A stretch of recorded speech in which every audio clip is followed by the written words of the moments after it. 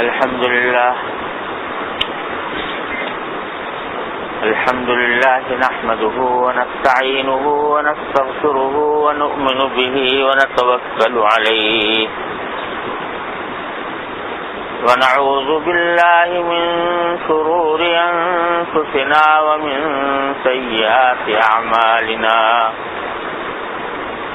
من يهده الله فلا مضل له ومن يضلله فلا هادي له وأشهد أن لا إله إلا الله وحده لا شريك له وأشهد أن سيدنا وسندنا ونبينا ومولانا محمدا عبده ورسوله صلى الله تعالى عليه وعلى آله وأصحابه وبارك وسلم تسليما كثيرا.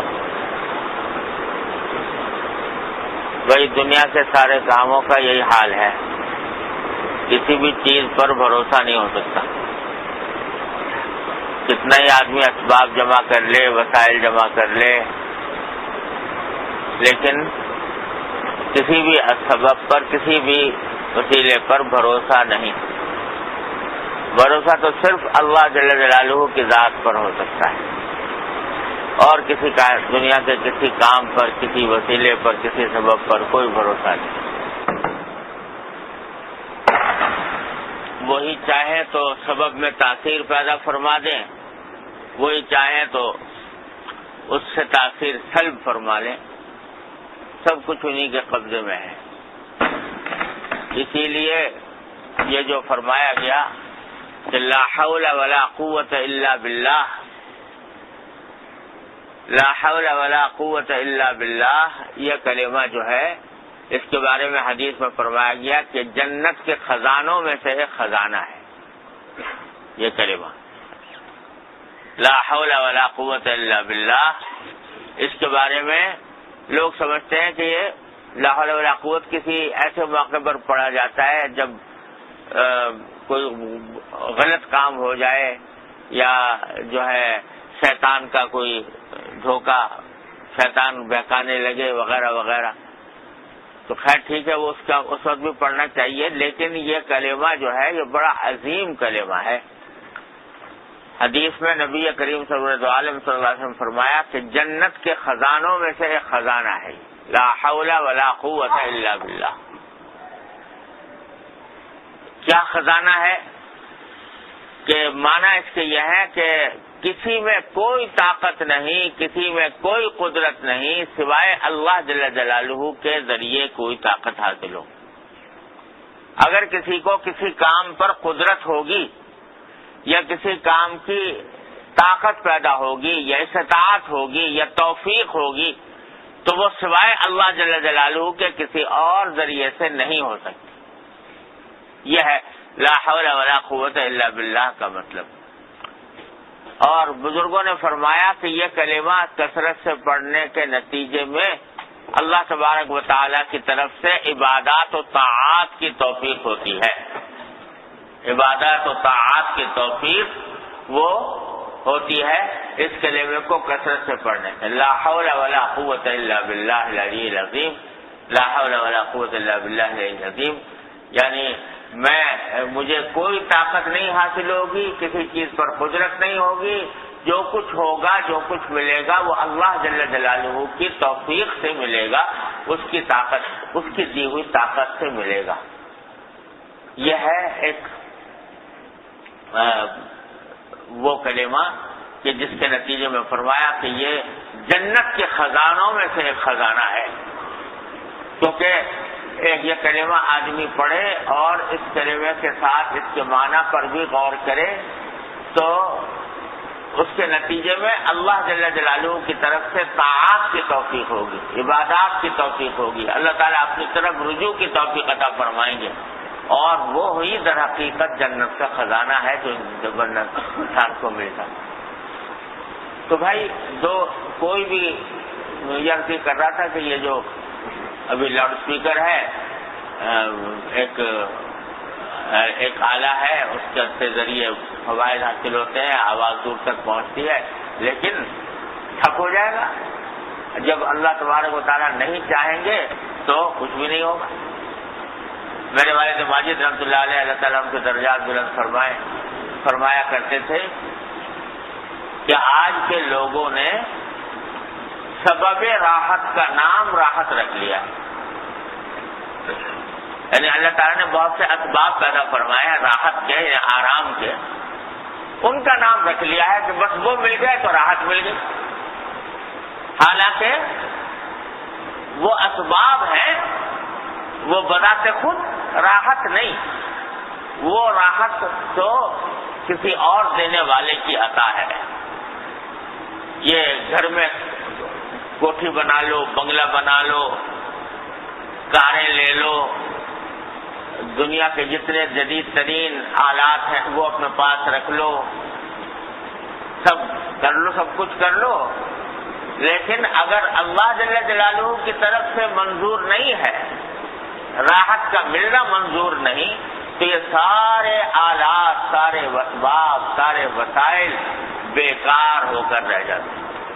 کتنے لوگ ہیں کہ گھر بڑا شاندار ہے، کاروبار بڑا زبردست ہے، پیسوں کی بھی ریل پیل ہے، اسباب و وسائل بھی سارے اکٹھے ہیں، کاریں بڑی شاندار ہیں، دوسرا آدمی دیکھ کے رش کرے کہ کتنی بڑی دولت اس کو ملی ہوئی ہے، لیکن اندر سے جھانک کر دیکھو تو زندگی جو ہے وہ درد سے بھری ہوئی ہے، تکلیفوں سے بھری ہوئی ہے، اس واسطے کہ یہ اسباب تو حاصل ہیں، لیکن راحت کے اسباب تو حاصل ہیں، لیکن اللہ جل جلالہ نے ان اسباب میں راحت پیدا نہیں فرمائی، تو جب تک ان کی طرف سے عطا نہ ہو یہ محض اسباب سے راحت حاصل نہیں ہوا کرتی۔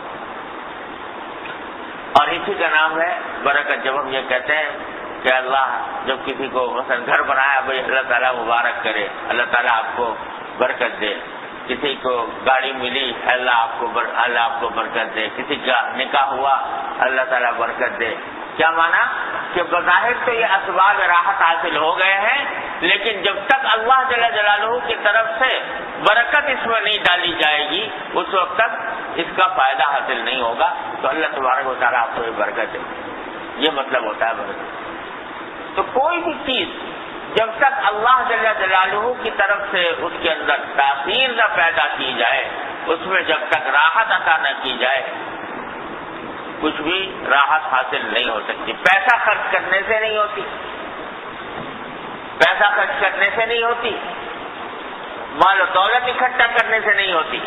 اللہ چاہے، اللہ تبارک و تعالیٰ چاہے تو جھونپڑے میں زمین کے اوپر راحت عطا فرما دے، اور وہ نہ چاہے تو بڑی سے بڑے عالیشان محلات کی مسحریوں میں بھی راحت نہ ملے۔ یہ اللہ تبارک و تعالیٰ کی عطا ہے۔ تو بھائی دنیا کی کسی بھی چیز پر نہ بھروسہ ہو سکتا ہے، نہ اس کے اوپر یہ اطمینان ہو سکتا ہے کہ اس سے ہمیشہ راحت حاصل ہوگی۔ اللہ تعالیٰ یہ دکھاتے رہتے ہیں۔ میں اس پر کہہ رہا تھا کہ اب بیٹھے ہیں، نماز پڑھی ابھی، اس کے اوپر لاؤڈ اسپیکر ٹھیک، اعلان ہوا کہ بھائی بیان ہوگا، اس وقت ٹھیک، جب کرنے بیٹھے تو ختم۔ تو اللہ تبارک و تعالیٰ دکھاتے رہتے ہیں کہ جن چیزوں پر تم نے بھروسے کیے ہوئے ہیں ان کی حالت یہ ہے۔ تو بھروسہ تو سوائے ایک ذات کے کسی اور پر نہیں، اسی سے مانگو، راحت مانگنی ہو تو اس سے مانگو، توفیق مانگنی ہو تو اس سے مانگو۔ اللہ تبارک و تعالیٰ اس حقیقت کو سمجھنے کی اور اس کو ذہن نشین کرنے کی توفیق عطا فرمائے۔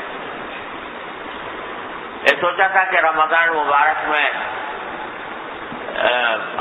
ہمارے حضرت والا حضرت حکیم الامت صلی اللہ تعالیٰ سے رہو کہ کچھ ارشادات ملفوظات پڑھ لیا کریں سب مل کر، اللہ تعالیٰ ان کی برکت سے ہمیں دین کی صحیح سمجھ بھی عطا فرما دے اور اس پر عمل کی توفیق بھی عطا فرما دے۔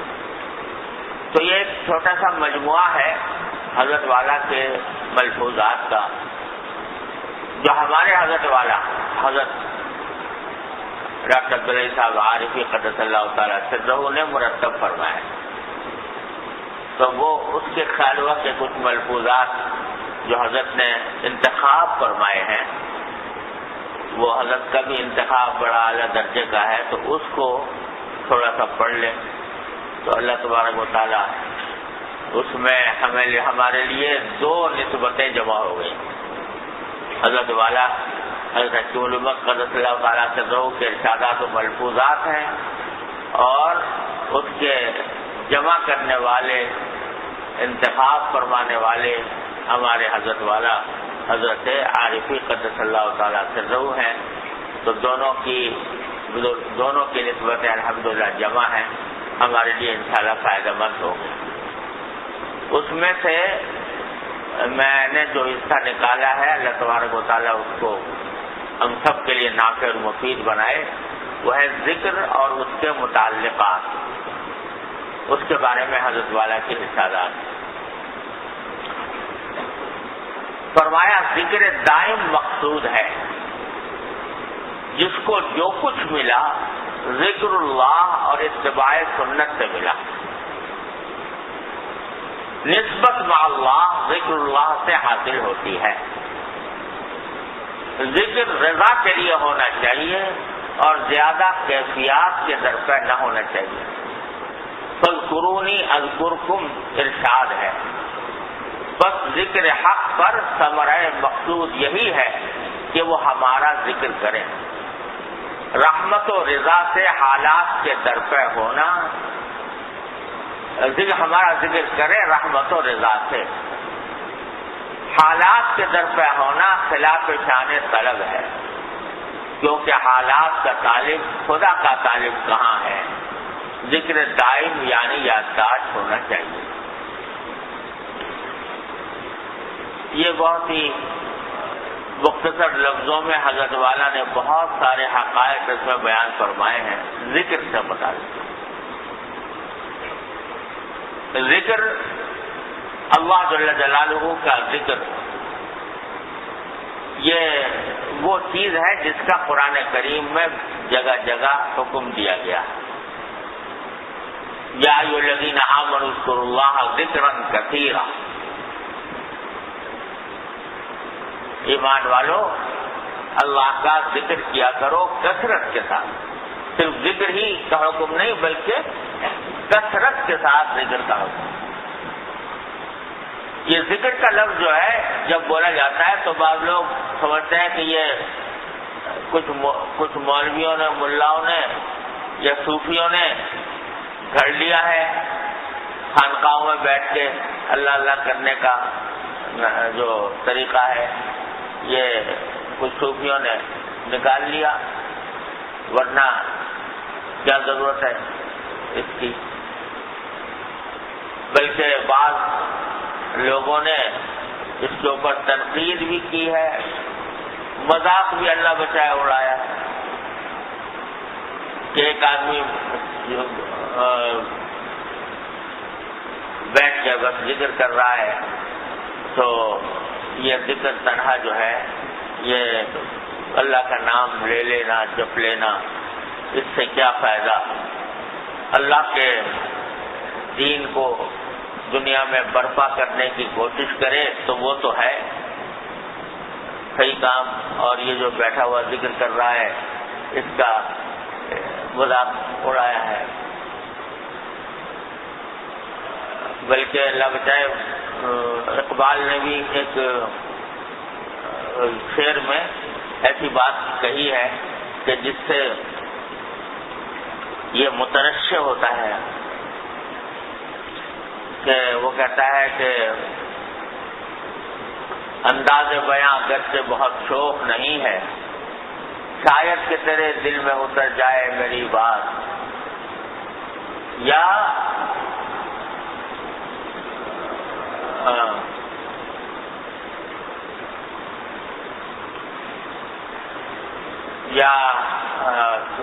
گوشہ صحراؤں میں تکبیر مسلسل، یا گوشہ محراب میں تسبیح و مناجات۔ وہ مذہب مردان خدا گاہ و خدا مت، یہ مذہب ملا و جمادات و نباتات، کہ یہ جو بیٹھ کے تسبیح کر لینا اور ذکر مناجات کر لینا، یہ مذہب ملا کا یا جمادات و نباتات کا.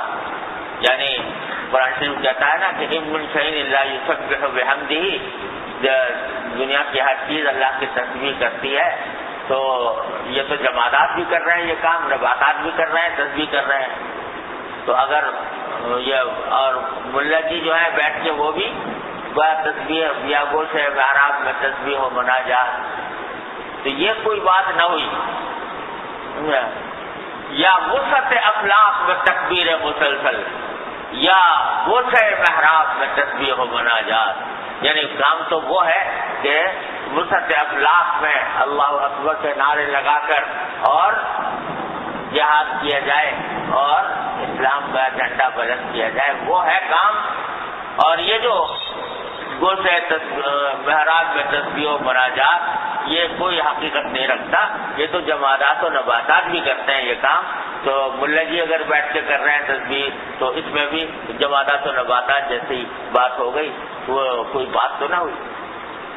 لیکن یہ بات وہ بھول گئے کہ وہ جو وسعت افلاق میں تکبیر مسلسل جو ہے جس کو کہہ رہے ہیں، وہ بھی جب تک کہ بیٹھ کے گوشے محراب میں تسبیح و مناجات نہ ہو، اس وقت تک وسعت افلاق میں تکبیر مسلسل صحیح ہو ہی نہیں سکتی. کوئی شخص یہ سمجھے کہ اللہ کے ذکر کے بغیر وہ جہاد فی سبیل اللہ کر لے گا اخلاص کے ساتھ اللہ تبارک و تعالیٰ کی رضا کی خاطر، تو دھوکے میں ہے، وہ فریب میں ہے. حضرات صحابہ کرام رضی اللہ تعالی عنہم اجمعین کو دیکھو کہ 13 سال اور کیا کام کیا سوائے گوشہ محراب میں تسبیح و مناجات کے. 13 سال مکہ مکرمہ کی زندگی میں وہاں نہ جہاد ہے، نہ حکومت ہے، نہ سیاست ہے، نہ کوئی اور کام ہے. وہاں تو حکم یہ ہے کہ وَاصْبِرْ وَمَا صَبْرُكَ إِلَّا بِاللَّهِ وَسَبِّحْ بِحَمْدِ رَبِّكَ حِينَ تَقُومُ. یہ تسبیح کا حکم دیا جا رہا ہے، حمد کا حکم دیا جا رہا ہے، اللہ کے ذکر کا حکم دیا جا رہا ہے. اور اگر کوئی مار بھی رہا ہے تو جواب مت دو، ہاتھ مت اٹھاؤ. کوئی پیٹ رہا ہے تو پٹ جاؤ. یہ 13 سال مسلسل جب یہ گوشہ محراب میں تسبیح و مناجات ہو گئی، پھر ہوا وہ وسعت افلاق و تکبیر مسلسل. کوئی شخص یہ چاہے کہ میں یہ پہلا مرحلہ سر کیے بغیر اپنے نفس کو نفسانی خواہشات کی آلائشوں سے پاک کیے بغیر میں جہاد کے لیے کھڑا ہو جاؤں گا اور جہاد کا جھنڈا بلند کر دوں گا، تو دھوکے میں ہے، وہ فریب میں ہے. وہ پھر جہاد وہ نہیں ہوگا جو اللہ کے لیے ہوتا ہے. وہ جہاد ہوگا اپنی شہرت طلب کرنے کے لیے، اپنے آپ کو مجاہد کہلوانے کے لیے، اپنی تعریفیں حاصل کرنے کے لیے، لوگوں کے نگاہوں میں مقبول بننے کے لیے، اللہ کی رضا کے لیے نہیں ہوگا. وہ جہاد جس کی تمہید، جس کی بنیاد اللہ کے ذکر پر نہ اٹھی ہو، جس کے شروع میں اللہ تعالیٰ کے ذکر کے ساتھ اور اخلاص پیدا کرنے کی کوشش نہ کی گئی ہو، وہ جہاد فی سبیل اللہ نہیں ہوتا. عام طور سے یہی ہوتا ہے، وہ جہاد فی سبیل اللہ نہیں ہوتا، اس میں اخلاص نہیں ہوتا، اس میں للہیت نہیں ہوتی، اس میں اللہ کی رضا مقصود نہیں ہوتی. پھر وہ اپنی ذات کی نمود کا ذریعہ بن جاتا ہے، وہ اپنی ذات کی تعریف حاصل کرنے کا ذریعہ بن جاتا ہے، وہ لوگوں کے اندر اپنی شہرت اور مقبولیت پیدا کرنے کا ذریعہ بن جاتا ہے. وہ جہاد فی سبیل اللہ نہیں ہوا. اس لیے جو نا آشنائے راز ہیں وہ یہ باتیں کیا کرتے ہیں کہ یہ تو ملا کا کام ہے اور یہ صوفیوں کا کام ہے، یہ جمادات و نباتات کا کام ہے.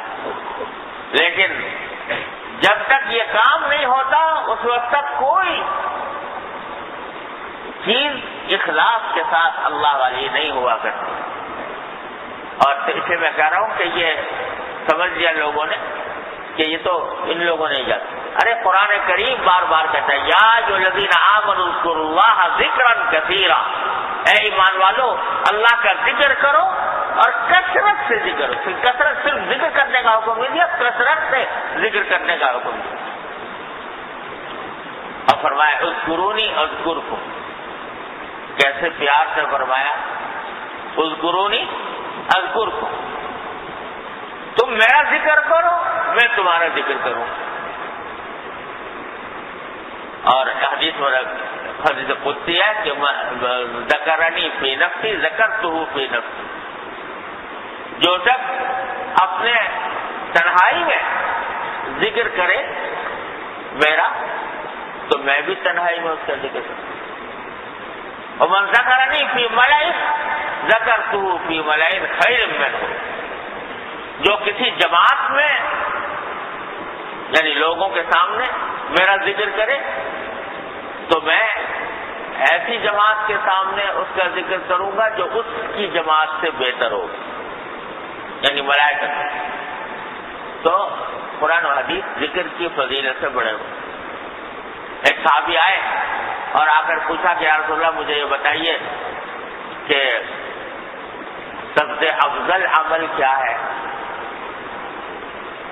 تو مختلف لوگوں کو آپ نے مختلف حالات میں مختلف ضروریات کے تحت اس سوال کے مختلف جواب دیے ہیں. ان صاحب کو جواب میں فرمایا کہ سب سے افضل عمل یہ ہے کہ تمہاری زبان اللہ کے ذکر سے تر رہے، ان یکون لسانک رطبا بذکر اللہ، تمہاری زبان اللہ کے ذکر سے تر رہے، یعنی ہر وقت تمہاری زبان پر کوئی نہ کوئی اللہ کا ذکر جاری ہو. تو قرآن و حدیث تو یہ کہہ رہے ہیں، اور جو حضرات یہ کہیں کہ ہم اسلام کی فہم اور اسلام کی سمجھ آج ہم جو پیش کر رہے ہیں وہی مقبول ہونی چاہیے، وہ کہیں گے ذکر کی کوئی اہمیت نہیں، اعوذ باللہ العلی العظیم، تو کتنی خطرناک بات. ذکر یہ اس لیے اللہ تبارک و تعالی نے اس کی تاکید فرمائی ہے، تو حکمتیں تو اللہ تعالیٰ ہی بہتر جانتے ہیں، لیکن سچی بات یہ ہے کہ ذکر کے بغیر انسان مسلمان نہیں بنتا. بلکہ اگر یہ کہوں تو وہ مبالغہ نہیں ہوگا کہ اس کے بغیر انسان نہیں بنتا، کیونکہ صحیح معنی میں انسان وہی ہے جو ایمان لائے ہوئے ہو اللہ جل جلالہ پر، اللہ تبارک و تعالیٰ کی نازل کی ہوئی کتابوں پر، اللہ تعالیٰ کے بھیجے ہوئے رسولوں پر. جب تک ایمان نہ ہو انسان نہیں بنتا. ذکر کے بغیر آدمی نہیں بنتا. کیوں؟ وجہ اس کی یہ ہے کہ اگر آپ غور کرو تو جتنے جرائم، جتنے گناہ اس دنیا میں سرزد ہوتے ہیں، ان سب کی وجہ، بنیادی وجہ اللہ کی یاد سے غافل ہو جانا ہے. آپ تصور کرو کہ جتنے گناہ ہوتے ہیں، جس وقت بندہ گناہ کر رہا ہوتا ہے اس وقت اللہ جل جلالہ کی یاد سے غافل ہوتا ہے. اگر اس کے دل میں اللہ تبارک و تعالیٰ کا دھیان ہوتا، خیال ہوتا، تو گناہ کا ارتکاب نہ کرتا. اگر خیال ہوتا کہ مجھے اللہ دیکھ رہا ہے اور ایک دن مجھے اپنے اس عمل کا جواب اللہ تبارک و تعالیٰ کے سامنے جا کر دینا ہے، تو وہ گناہ کبھی بھی ارتکاب گناہ کا نہ کرتا. گناہ پیدا ہی ہوتا ہے غفلت سے. ذکر کی ضد ہے غفلت. ذکر تو ہے اللہ تعالیٰ کو یاد کرنا، اور اس کی ضد ہے غفلت، یعنی اللہ تعالیٰ سے غافل ہو جانا، اللہ تعالیٰ کو بھول جانا، اللہ تبارک و تعالیٰ کا دھیان دل میں نہ ہونا، یہ غفلت ہے. تو سارے گناہوں کی، معصیتوں کی، ناانصافیوں کی، مظالم کی بنیاد اگر دیکھو تو وہ غفلت ہے، اللہ جل جلالہ کے ذکر سے غفلت ہے۔ اسی لیے یہ فرمایا کہ لا یزنی الزانی حین یزنی وہو مومن، یہ جو حدیث میں فرمایا گیا کہ زنا کرنے والا زنا نہیں کرتا اس حالت میں کہ وہ مومن ہو، یعنی جس وقت میں زنا کر رہے اللہ بچائے اللہ تعالیٰ عبادت فرمائے کر رہا ہے، اس وقت میں وہ مومن نہیں ہے۔ لا یسرق السارق ولا یسرق وهو مومن، جب چور چوری کرتا ہے تو اس وقت مومن نہیں ہوتا۔ اس کا مطلب کلامی اعتبار سے پتہ نہیں کیا کیا مطلب نکال لیے لوگوں نے، خوارج نے، معتزلہ نے، وغیرہ وغیرہ۔ سیدھی سی بات اس کی یہ ہے کہ مومن نہ ہونے کے معنی یہ ہے کہ اس وقت اللہ جل جلالہ کے ذکر سے غافل ہے، اللہ تبارک و تعالیٰ کا دھیان اس کے دل سے نکلا ہوا ہے، اللہ تعالیٰ کے اوپر جس طرح کا ایمان ہونا چاہیے کہ ہر آن ہر لمحے اللہ تبارک و تعالیٰ کا دھیان ہو، یہ اس وقت اس کے اندر موجود نہیں جس وجہ سے۔ تو ذکر ایسی چیز ہے کہ جو انسان کے اندر اللہ تبارک و تعالیٰ کا دھیان پیدا کرتی ہے، اللہ تبارک و تعالیٰ کی طرف توجہ پیدا کرتی ہے، اللہ تعالیٰ کے ساتھ تعلق پیدا کرتی ہے، اور اس تعلق کے نتیجے میں انسان کو معصیتوں سے، گناہوں سے، منکرات سے بچنے کی توفیق ہوتی ہے۔ یہ اللہ جل جلالہ کی سنت ہے، چلی آ رہی ہے، اس لیے حکم دیا گیا ہے، ورنہ اللہ میاں کو کوئی ضرورت ہے ہمارے ذکر کرنے کی؟ اللہ تعالیٰ کو کوئی ضرورت ہے؟ کوئی مزہ آتا ہے اللہ تعالیٰ کہ وہ ہم سے ہمارے ذکر سے اس کو کوئی لطف آتا ہو، کوئی لذت ہوتی ہو، کوئی راحت ملتی ہو؟ ارے وہ تو بے نیاز ہے، وہ تو بے نیاز ہے، اس کی ذات بے نیاز ہے، وہ نہ ہمارے ذکر کی محتاج ہے، نہ ہماری عبادت کی محتاج ہے۔ ساری دنیا مل کر اللہ تعالیٰ کی نافرمانی پر کمر باندھ لے، اس کی عظمت و جلال میں حبہ برابر کوئی کمی نہیں آتی۔ اللہ الصمد، وہ بے نیاز ہے، سب اس کے محتاج ہیں، وہ کسی کا محتاج ہے۔ لہذا ذکر اس لیے تو نہیں کروا رہے کہ اللہ تعالیٰ کو مزہ آئے گا ذکر کرنے، اس لیے کروا رہے ہیں کہ تمہارے دل میں اللہ تبارک و تعالیٰ کی یاد بیٹھے، اللہ تعالیٰ کی یاد سے، غفلت سے تم نکلو، اور تمہارے دل میں جب اللہ تبارک و تعالیٰ کا دھیان ہوگا تو وہ تمہیں گناہوں سے روکے گا، تمہیں معصیتوں سے روکے گا۔ اور تجربہ یہ ہے کہ جو اللہ کا ذکر کرنے والا ہوتا ہے وہ اس کے دل میں ایک کھٹک پیدا ہو ہی جاتی ہے۔ ہمارے حضرت والا حضرت عارفی قدس اللہ تعالیٰ سے فرمایا کرتے تھے کہ تقویٰ کے معنی ہے کھٹک، خلش، دل میں ایک کھٹک پیدا کر دیتا ہے یہ ذکر، یعنی آدمی کو کام کرتے ایک دم سے کچھ کانٹا سا لگتا ہے کہ یہ جو میں کرنے جا رہا ہوں یہ کام ٹھیک ہے یا نہیں ہے، یہ خلش دل میں پیدا ہو جاتی ہے اللہ تعالیٰ کے ذکر کے نتیجے میں۔ یہ اللہ تبارک و تعالیٰ کی، اور یہاں یہ بھی عرض کر دوں حضرت والا ہی کی بات ہے کہ ذکر شروع میں ہوتا ہے صرف زبان سے، بعض لوگ اس کو بیکار سمجھتے ہیں، ہرگز بیکار نہیں۔ کوشش تو آدمی کو یہ کرنی چاہیے کہ جب ذکر کرے تو دھیان سے کرے، یعنی جو ذکر کر رہا ہے اس کی طرف توجہ، مثلا سبحان اللہ پڑھ رہے ہو تو سبحان اللہ الحمدللہ، یہ کلمات جب زبان سے نکال رہے ہو تو دھیان ان کلمات کی طرف ہو، اور بہتر یہ ہے کہ اس کے معنی کی طرف ہو کہ سبحان اللہ جب میں کہہ رہا ہوں تو معنی یہ ہے کہ اللہ جل جلالہ کی ذات پاک ہے ہر عیب سے، اور الحمدللہ کہہ رہا ہوں تو میں اللہ تعالیٰ کا شکر ادا کر رہا ہوں، اللہ تعالیٰ کی تعریف کر رہا ہوں، اس کے معنی کی طرف دھیان جائے۔ لیکن ہوتا کیا ہے، جب مجھ جیسا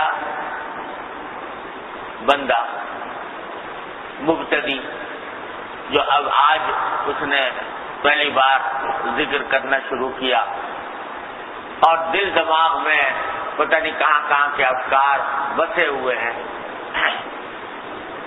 بہت سی مصروفیات میں آدمی لگا ہوا ہے، اور اسی حالت میں بیٹھ کے کچھ ذکر کرنا شروع کر دیا اللہ تبارک و تعالیٰ، تو ہوتا کیا ہے کہ شروع تو کیا، لیکن ہوتا ہو یہ رہا ہے کہ زبان سے تو اللہ اللہ ہو رہا ہے، سبحان اللہ، الحمدللہ، لا الہ الا اللہ، اللہ اکبر، یہ کلمہ ہو رہا ہے، اور دل دماغ کہیں اور وہ جو مصروفیات دنیا کے اندر میں جو لگا ہوا ہے اس کا خیال آ رہا ہے، کبھی دکان کا خیال آ رہا ہے، کبھی مکان کا خیال آ رہا ہے، کبھی گھر والوں کا خیال آ رہا ہے، کبھی دوست احباب کا آ رہا ہے، اور سارے خیال آ رہے ہیں سوائے اللہ میاں کے۔ تو خیالات منتشر ہو جاتے ہیں اور زبان البتہ چل رہی ہے، تو بعض لوگ اس کو بیکار سمجھتے ہیں، اس ایسے ذکر سے کیا فائدہ کہ جب دل تو متوجہ ہوا نہیں اللہ تعالیٰ کی طرف، زبان چلتی رہی، تو فائدہ کیا؟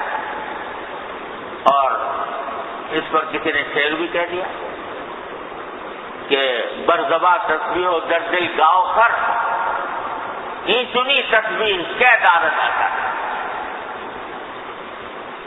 کہ زبان پر تو تسبیح ہو اور دل میں گائے کا اور گدھے کا خیال آ رہا ہو، تو ایسی تسبیح سے کیا فائدہ، اس کا کیا اثر نکلے گا؟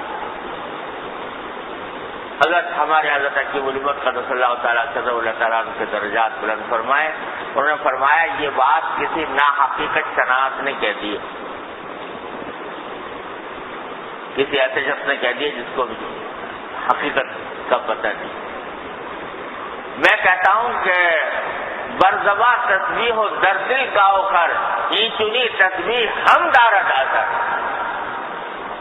کہ چاہے دل میں خیالات اور بھی آ رہے ہوں، لیکن اگر زبان سے ذکر ہو رہا ہے وہ بھی فائدے سے خالی نہیں، اثر سے خالی نہیں، بے اثر نہیں، اس کا بھی اثر ہوتا ہے۔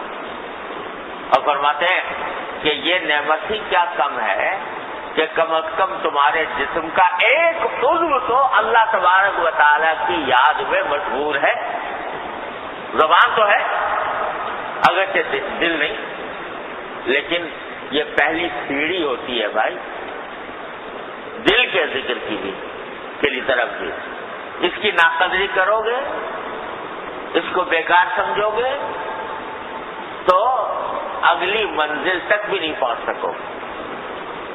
یہ پہلی سیڑھی ہے۔ پہلی سیڑھی یہی ہے کہ زبان سے کرنا شروع کرو، اللہ تبارک و تعالیٰ کا ذکر زبان سے کرو، اور جب یہ کرتے رہو گے تو پھر انشاءاللہ وہ دل سے بھی ہونے لگے گا۔ اور ایک بات اور بتاؤں،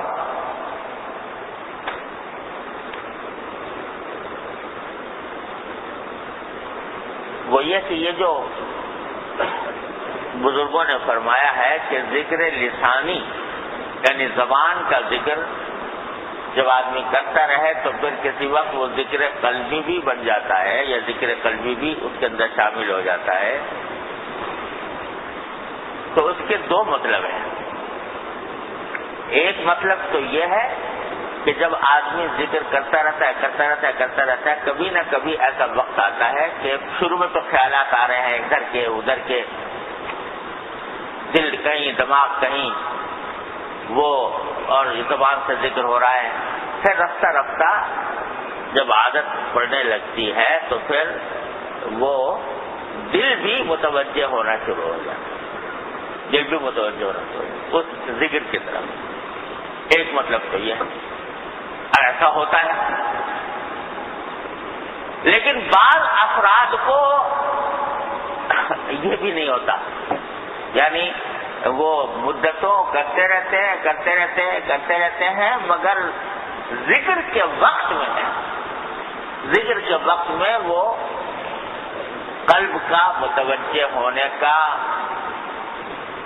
جو حادثہ ہے وہ کما حقو حاصل نہیں ہوتا، دل دماغ لگا ہی رہتے ہیں ضرور. لیکن ہوتا یہ ہے کہ اس ذکر کی برکت سے ان کے شب و روز کے لمحات میں اللہ تبارک و تعالیٰ کی طرف توجہ کا عنصر بڑھ جاتا ہے.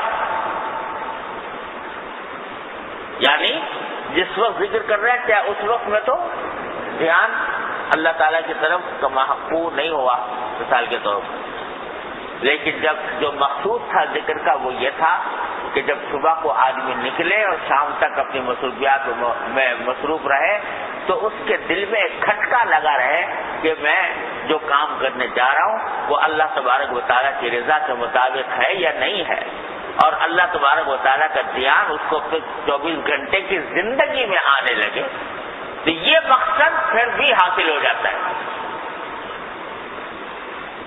پتہ نہیں بات واضح ہوئی نہیں ہوئی، لیکن تجربے کی بات بزرگوں کی یہ ہے کہ اس ذکر کا یعنی اگر فرض کرو آدمی سالہ سال ذکر کرتا رہتا ہے، سالہ سال تسبیحات پڑھتا ہے، لیکن تسبیحات پڑھتے وقت اس کا دل نہیں لگ رہا، توجہ نہیں ہو رہی، تو اس کو بیکار نہ سمجھے.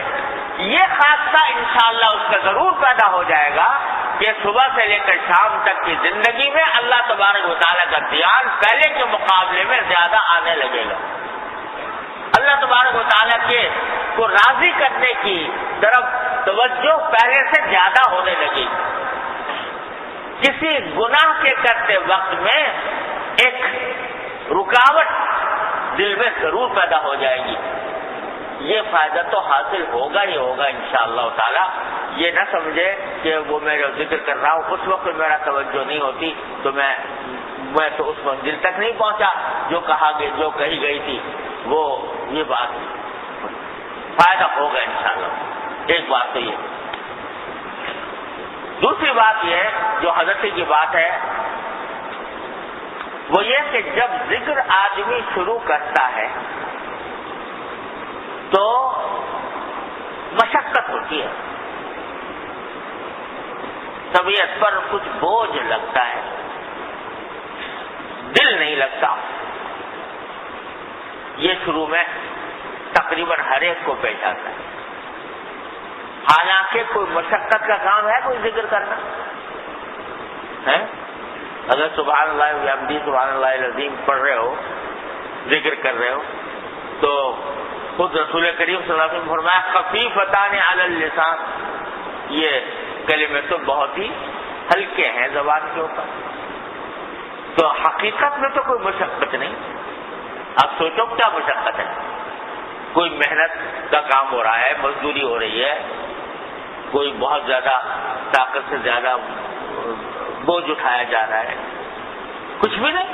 زبان سے ایک کلمہ ادا ہونا ہے، تکلیف تو بظاہر کوئی ہے نہیں. لیکن کیا ہوتا ہے کہ شیطان اور نفس جو ہے وہ اس کو بڑا مشقت معلوم ہوتی ہے اس کام. حالانکہ کوئی بوجھ نہیں اٹھا رہا، کوئی بہت زیادہ محنت کا کام نہیں ہو رہا، لیکن وہ شیطان اور نفس اس کو محنت کا اور مشقت کا کام کیوں بنا دیتے ہیں کہ یہ تو چل پڑا بھائی اس راستے پہ، یہ تو اس راستے پہ چل پڑا. تو اس راستے سے اس کو بھٹکانے کے لیے وہ کہتے ہیں تو نے اپنے آپ کو مقید کر لیا ایک کلمے کے اندر اور اسی کلمے کی رٹ لگا رہا ہے، تو کچھ اور بھی سوچ دنیا کی، ادھر کی ادھر کی. تو ادھر کے جو خیالات اور اس سے اپنے آپ کو فارغ کر کے دوسرے کاموں سے اپنے آپ کو الگ کر کے جب آدمی بیٹھتا ہے تو اس کو ایسا لگتا ہے جیسے میں کسی قید میں آ گیا، اور اس قید کی وجہ سے یہ مشقت انسان کو ہوتی ہی ہے. تو ہمارے حضرت والا حضرت کی علمت قدس اللہ تعالیٰ سرہ فرماتے ہیں کہ بھائی یہ مشقت تو ہونی ہے ذکر کے اندر، شروع میں ضرور ہوگی، لیکن اس کا علاج یہی ہے کہ اس کا مقابلہ کیا جائے۔ مشقت ہو رہی ہے، اچھی بات ہے، ہونے دو، کریں گے ہم یہ دل میں ٹھان لیں۔ مشقت ہو رہی ہے، برا لگ رہا ہے، دل نہیں لگ رہا، دل گھبرا رہا ہے، گھبرانے دو، ہم کریں گے یہ، چاہے تو گھبرائے، چاہے تو مشقت محسوس کرے، چاہے تجھے بوجھ معلوم ہو، کروں گا یہی۔ جس دن بندہ یہ عزم کر لیتا ہے اور ڈٹ جاتا ہے اس مشقت کے مقابلے میں، بس سمجھو کامیاب ہے، چاہے مزہ بالکل نہ آئے ذکر کرنے میں۔ ہمارے یہ جو بھی میں نے بات پڑھی ہے حضرت والا کی، وہ حضرت یہی فرماتے ہیں کہ ارے بھائی یہ لوگ کہتے ہیں ہمیں جو مزہ نہیں آتا ذکر کرنے میں، ذکر کرنے میں مزہ نہیں آتا۔ اللہ بچائے، حضرت ایک مرتبہ ایک صاحب نے پوچھا حضرت سے کہ حضرت میں کوئی مزہ ہی نہیں آتا ذکر میں، تو ایسے ہی حضرت بعض اوقات مذاق کی بات فرما دیا کرتے تھے، فرمایا بھائی مزہ تو مزے میں ہے، سمجھا، تم کہاں مزے کی تلاش کر رہے ہو ذکر میں؟ یعنی کیا تم ذکر جو ہے وہ مزے کی خاطر کر رہے ہو تو مزہ آئے گا؟ پھر تو یہ اللہ کے لیے نہ ہوا، پھر تو اللہ کے لیے نہیں ہوا نا، لطف لینے کے لیے ہوا۔ یعنی تم ادھر دوسرے کو فلم دیکھنے میں مزہ آتا ہے نعوذ باللہ، تو مجھے ذکر میں مزہ آنے لگے، تو یہ فضول کی بات ہے، نیت ہی خراب ہے مزہ حاصل کرنے کی۔ ارے بھائی نیت تو یہ کرو کہ میرا اللہ راضی ہو جائے، نیت تو یہ کرو کہ فاذکرونی اذکرکم، اللہ تعالیٰ نے فرمایا ہے کہ میرا ذکر کرو میں تمہارا ذکر کروں گا۔ تو اللہ تبارک و تعالیٰ کے ذکر کی جو ثواب ہے اس کی رضا حاصل کرنا اور اس کے نتیجے میں اللہ تعالیٰ کا ذکر اس تصور سے کرو، مزہ آئے نہ آئے، اگر آنے لگے تو یہ بھی اللہ تعالیٰ کی عطا ہے، نعمت ہے، نہ آئے تو بھی کوئی پریشانی کی بات نہیں، بلکہ ثواب زیادہ ملے گا۔ اگر مزہ نہیں آیا، دل گھبراتا رہا، لگا نہیں، پھر بھی آدمی کرتا رہا تو اس کا ثواب زیادہ۔ اس لیے میں نے اپنے شیخ سے سنا، حضرت گنگوئی رحمۃ اللہ علیہ کا مقولہ فرماتے تھے کہ میں اس شخص کو مبارکباد دیتا ہوں جس کو ساری عمر کبھی نماز میں مزہ نہ آیا اور پھر بھی پڑھتا رہا، یعنی لطف نہیں آیا، کوئی لطف محسوس نہیں ہوا، کوئی مزہ ہی نہیں آیا، لیکن پڑھتا رہا۔ فرمایا میں اس کو مبارکباد دیتا ہوں اس واسطے کہ اس کی نماز خالصتاً اللہ جل جلالہ کی رضا کی خاطر تھی، اس میں اپنے نفسانی مزے کا کوئی شائبہ نہیں تھا۔ اور جس کو لطف آ رہا ہے نماز کے اندر تو ہو سکتا ہے کہ وہ اپنے مزے کی خاطر پڑھ رہا ہو نماز، تو وہ اخلاص تو نہ ہوا اللہ تعالیٰ کے لیے۔ تو اس لیے اس فکر میں مت پڑو کہ لطف آ رہا ہے نہیں آ رہا ہے ذکر کے اندر، اور یہاں سے دھوکے لگ جاتے ہیں اس میں، اور یہاں سے بہت لوگ گمراہی کے راستے پر پڑ گئے ہیں کہ ذکر کرنے کے نتیجے میں کچھ نظر آنا چاہیے، کچھ رنگ نظر آنے چاہیے، کچھ کیفیات طاری ہونی چاہیے، یہاں تک کہ ایک صاحب نے لکھ دیا کہ وہ شیخ کامل نہیں جو اپنے مریدوں کو ذکر کے نتیجے میں اس طرح اس مقام تک نہ پہنچا دے کہ جب وہ ذکر کر رہے ہوں تو بیت اللہ شریف میں نماز پڑھتے ہوئے نظر آئے، بیت اللہ شریف کی نظر آئے ان کو اور وہاں پر نماز پڑھنے ہوئے نظر آئے، یا دل جل جائے، دل جاری ہو جائے. خدا نے کیا کیا چیزیں نکال رکھی ہیں نا. تو یہ سب اس لیے کہ مقصود اس ذکر کا ان حالات، کیفیات، مواجید، ان کو مقصد بنا لیا. میں ذکر کروں گا میرا دل جاری ہو جائے گا، میں ذکر کروں گا مجھے کچھ نظر آنے لگے گا، میں ذکر کروں گا تو بیت اللہ شریف میں نماز پڑھتا ہوا نظر آؤں گا، وغیرہ وغیرہ. تو بھائی یہ کوئی مقصد ہے؟ یہ تو اخلاص نہ ہوا. وہ تو حالات مقصود ہو گئے، کیفیات مقصود ہو گئی، وہ مناظر نظر آنے مقصود ہو گئے. صحابہ کرام رضی اللہ تعالیٰ نے جب فرمایا تھا کہ میرا ذکر کرو تو کہیں یہ نہیں فرمایا تھا کہ تمہیں رنگ نظر آئیں گے یا تمہیں کچھ جلوے نظر آئیں گے اور تمہارے اوپر کچھ کشف ہونے لگے گا. کچھ بھی نہیں فرمایا. کیا فرمایا کہ اذکرونی اذکرکم. نتیجہ ہوگا میں بھی تمہیں یاد کروں. یہ ہے منزل تمہاری کہ میں تمہیں یاد کروں، نہیں ہے کہ کچھ نظر آنے لگے. تو یہ سب فضول باتیں ہیں. ہاں آ جاتے ہیں کبھی کبھی ذکر کے دوران کچھ اس طرح کی خاص لوگوں کو پیدا ہو جاتی ہے. ہو جائے تو کیا، نہ ہو تو کیا، اس کی فکر میں نہیں پڑنا چاہیے. بلکہ یہ جو رنگ وگ نظر آتے ہیں نا، یہ بعض اوقات دماغ کی کمزوری سے آتے ہیں. اس کا کوئی کش وش سے تعلق نہیں ہوتا. یہ دماغ جو ہے وہ پیدا کر دیتا ہے. کسی دماغ کی کمزوری ہوتی ہے، وہ خلل ہوتا ہے کوئی دماغ میں، اس کی وجہ سے بھی ہو جاتا ہے. کوئی کمزوری ہوتی ہے اس کی وجہ سے بھی ہو جاتا ہے. کوئی مختلف چیزیں نظر آنے لگتی ہیں. وہ سمجھتا ہے میں کہیں اوپر پہنچ گیا، کہیں بڑے اعلیٰ پہ بالا پہ پہنچ گیا. وہ دماغ کا خلل ہوتا ہے حقیقت. تو اس لیے اس ساری باتوں کے پیچھے پڑھنے کے بجائے ہمارے حضرات نے اللہ تعالیٰ کو درجات بلند فرمائے.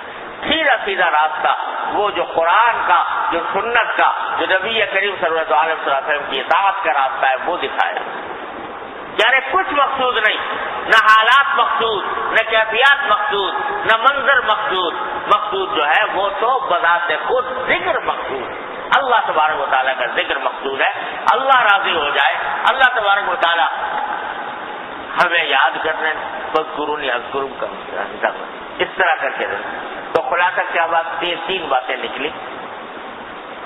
ایک بات کہ ذکر کو بڑا اہمیت دو،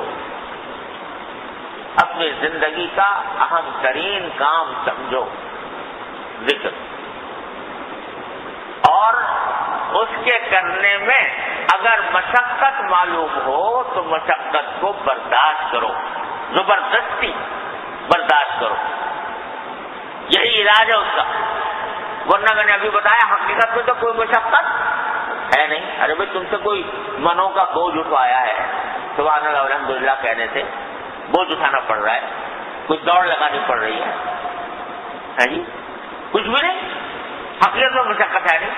یہ شیطان اور نفس جو ہے بلا وجہ اس کو مشقت بنا کر پیش کرتے ہیں.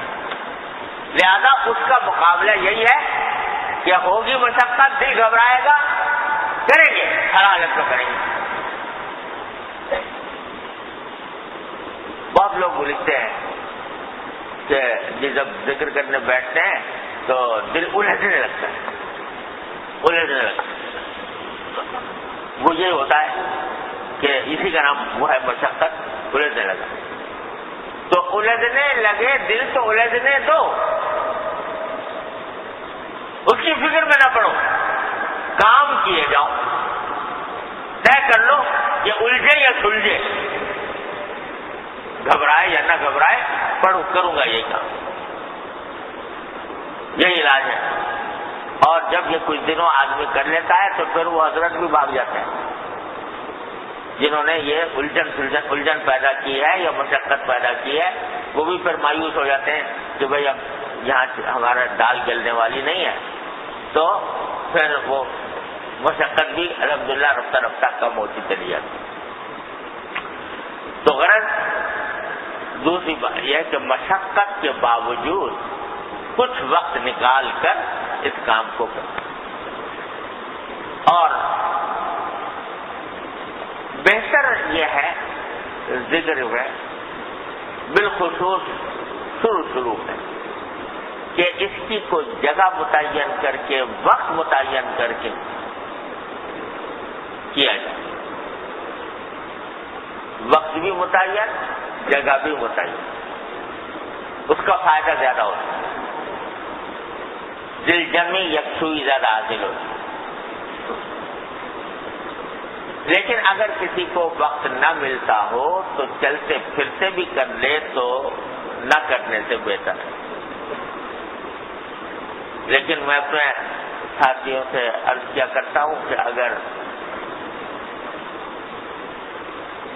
تھوڑا سا وقت، چاہے وہ 5 منٹ 10 منٹ ہی ہو، 10 منٹ ہی ہو، وہ تو کر لو بیٹھ کے،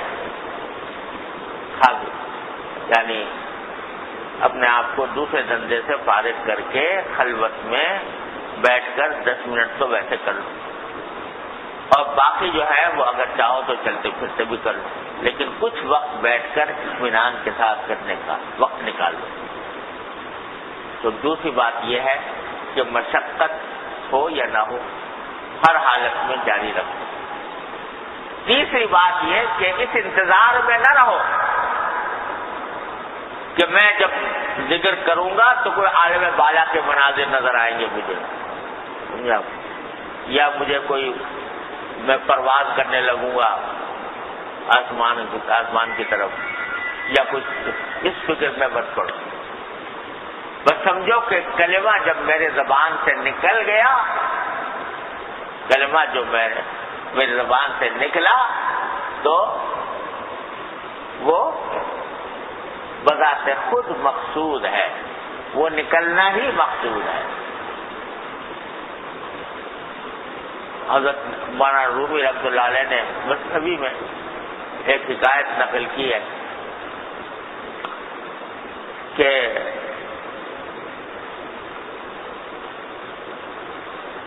ایک بزرگ تھے، ایک صاحب تھے، وہ ذکر کرتے تھے خوب، اور ذکر کر کر کے سارا سال گزر گئے تھے، عمر بیت گئی تھی۔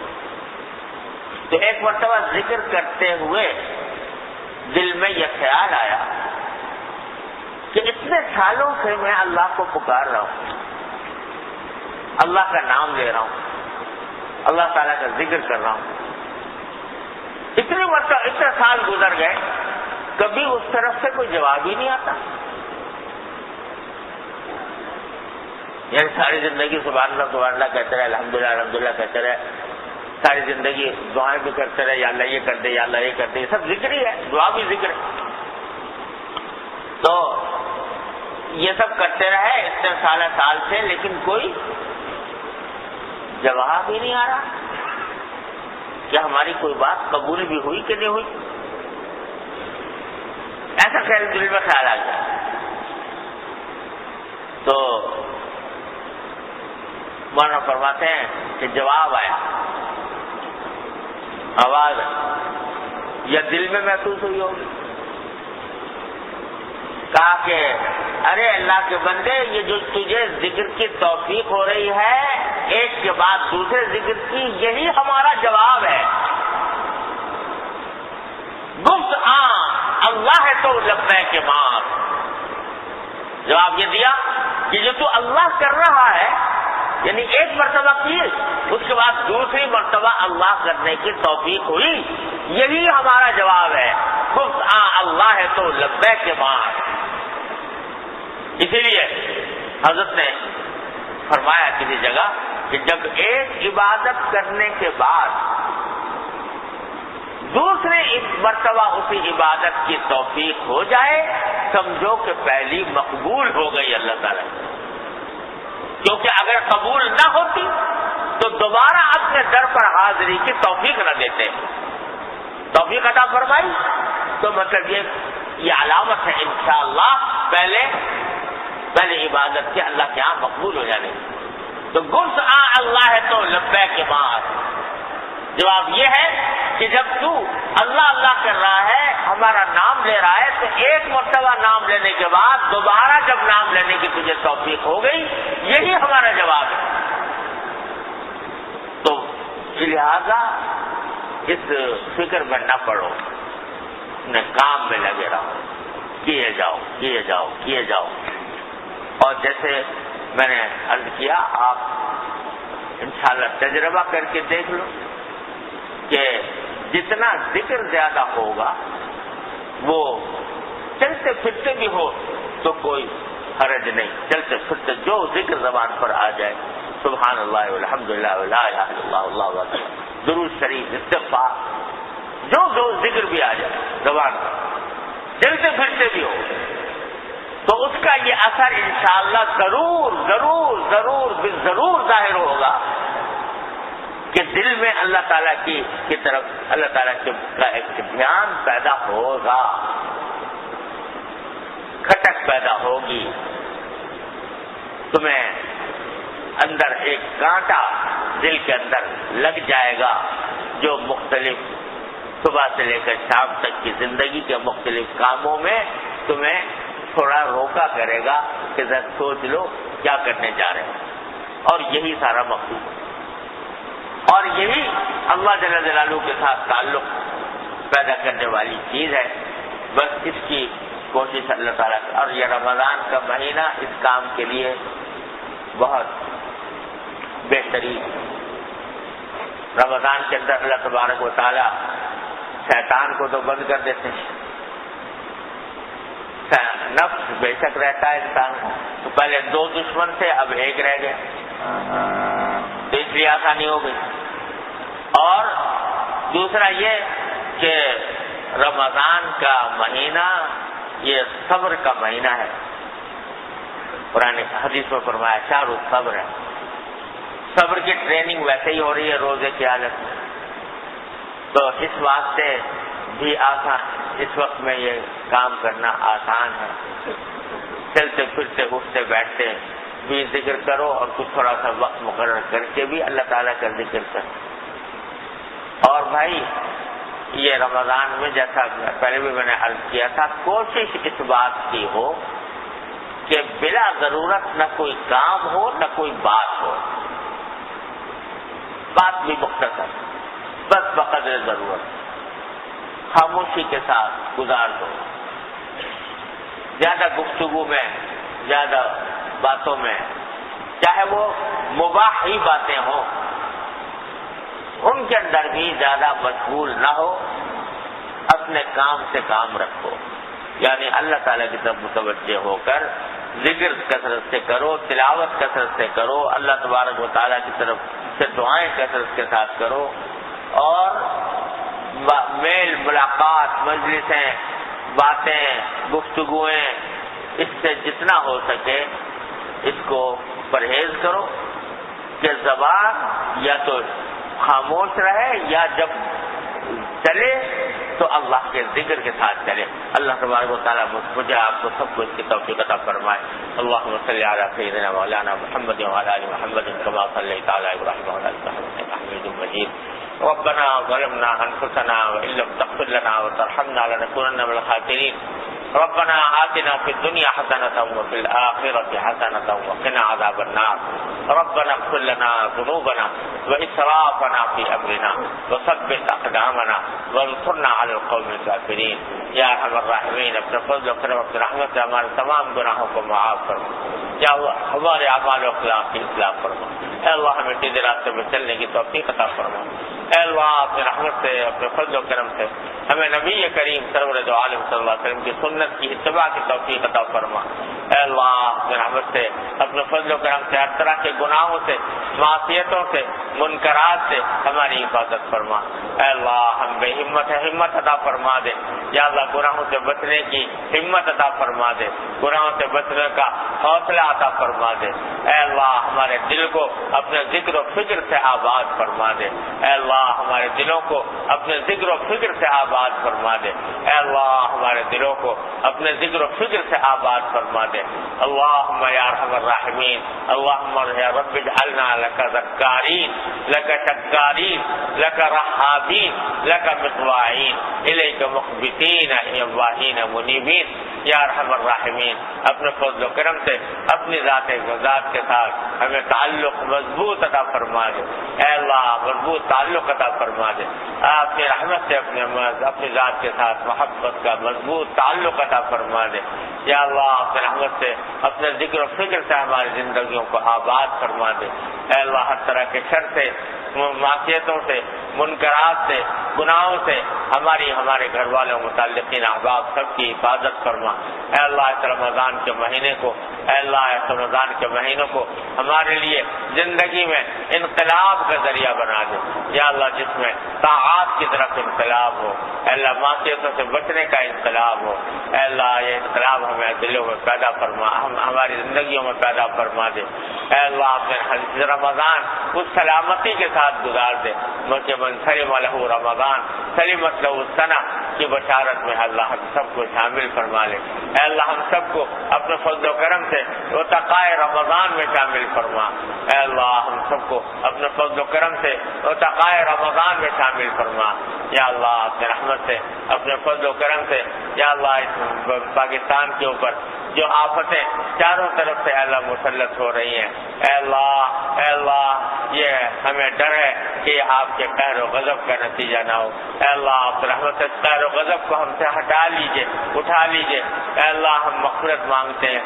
اللہم انا نستغفرک ونتوب الیک، اللہم انا نستغفرک ونتوب الیک، اللہم انا نستغفرک ونتوب الیک۔ یا اللہ ہم استغفار کرتے ہیں، ساری امت کی طرف سے استغفار کرتے ہیں۔ اے اللہ اپنی رحمت سے ہماری مغفرت فرما دے۔ اے اللہ ہماری مغفرت فرما دے۔ اے اللہ اپنے فضل و کرم سے ہماری مغفرت فرما دے۔ یا اللہ اپنی رحمت سے ہماری شامت اعمال کو ہم سے دور فرما دے۔ یا اللہ ہماری شامت اعمال کو دور فرما دے۔ اللہم انا نعوذ برضاک من سخطک، اللہم انا نعوذ برضاک من سخطک وبمعافاتک من عقوبتک وبک منک لا نحصی ثناء علیک، اللہم لا ملجأ ولا منجا الا منک الا الیک، اللہم لا ملجأ ولا منجا منک الا الیک، اللہم لا ملجأ ولا منجا منک الا الیک، اللہم انا نعوذ بک منک یا ارحم الراحمین، اللہم یا ارحم الراحمین انا نعوذ برضاک من سخطک وبمعافاتک من عقوبتک، انا نعوذ برضاک من سخطک وبمعافاتک من عقوبتک یا ارحم الراحمین۔ یا اللہ جو لوگ مصیبت زدہ ہیں اس سیلاب کے ذریعے، سیلاب کے اندر، یا اللہ اپنے رحمت سے ان کی مصیبتوں کو دور فرما دے، ان کے لیے اللہ ان کے نقصانات کی اپنے فضل و کرم سے تلافی فرما دے۔ یا اللہ ہمیں ان کے سلسلے میں، ان کی مدد کے سلسلے میں، یا اللہ جو کام ہمارے کرنے کے ہیں اپنے رحمت سے ہمیں ان کی توفیق عطا فرما دے۔ اللہم انا نسألک من خیر ما سألک منہ عبدک ونبیک سیدنا محمد صلی اللہ علیہ وسلم، ونعوذ بک من شر ما استعاذک منہ عبدک ونبیک صلی اللہ علیہ وسلم۔ ربنا تقبل منا انك انت السميع العليم وتب علينا انك انت التواب الرحيم، وصلى الله تعالى على خير خلقه سيدنا مولانا محمد وعلى اله وصحبه اجمعين، آمين برحمتك يا آمين برحمتك يا آمين برحمتك يا آمين برحمتك يا آمين برحمتك يا آمين برحمتك يا آمين برحمتك يا